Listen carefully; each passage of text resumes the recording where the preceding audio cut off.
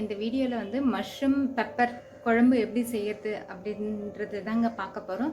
அதுக்கு தேவையான ஐட்டம் தான் நான் இங்கே எடுத்து வச்சுருக்கேன். 200 கிராம் மஷ்ரூமை வந்து நல்லா க்ளீன் பண்ணி கட் பண்ணி வச்சுருக்காங்க சின்ன சின்னதாக.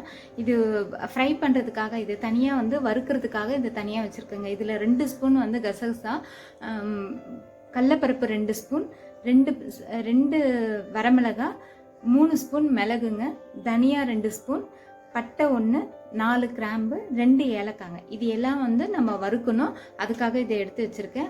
இது வந்து கொஞ்சம் 3 பெரிய வெங்காயம் அரிஞ்சிருக்கேங்க, நீளமாக அரிஞ்சிருக்கேன். இதில் 3 தக்காளி அரிஞ்சிருக்கேன், 10 பல் பூண்டு, 1 பச்சை மிளகாய், கொஞ்சமாக இஞ்சி வச்சுருக்கேங்க. இது வந்து தாளிக்கிறதுக்காக 2 ஏலக்காய், கொஞ்சமாக பட்டை, 2 கிராம்பு.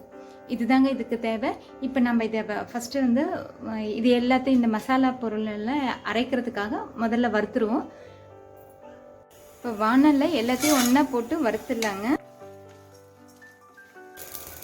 இதை மிக்ஸி ஜாரில் போட்டுடலாம். இது போதுங்க, இந்த அளவுக்கு வறுத்தா போதும்.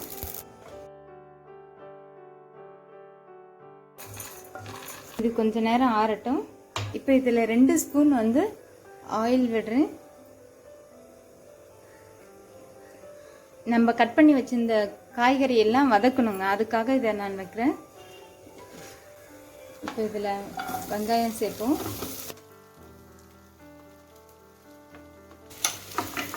எல்லாத்தையும் ஒன்றாவே போட்டு வதக்கலாங்க.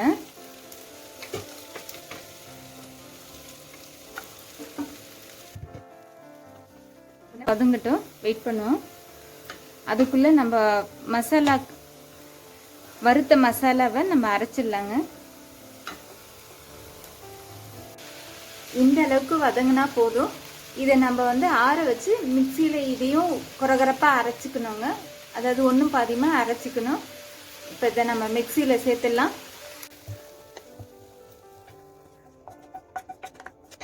குக்கர் பாத்திரத்தில் கொஞ்சமாக எண்ணெய் விட்டுக்கணுங்க. நான் ஒரு 4-5 ஸ்பூன் விடுறேன்.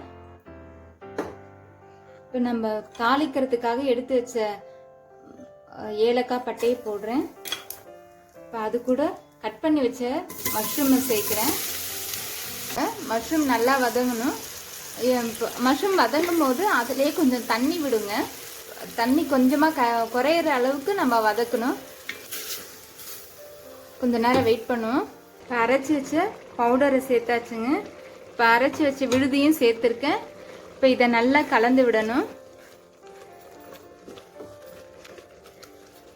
ஒரு 2 நிமிஷம் இருக்கட்டுங்க.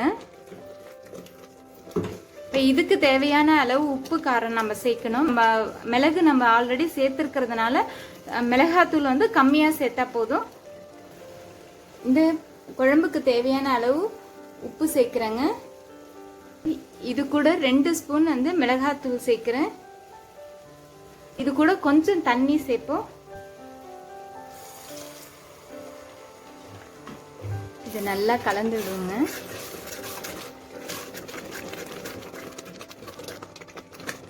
இதில் நான் 1 டம்ளர் தண்ணி ஊற்றிருக்கேங்க. இப்போ இதை மூடி வச்சு ஒரு ஸ்டீம் வர வரல வெயிட் பண்ணுவோம்.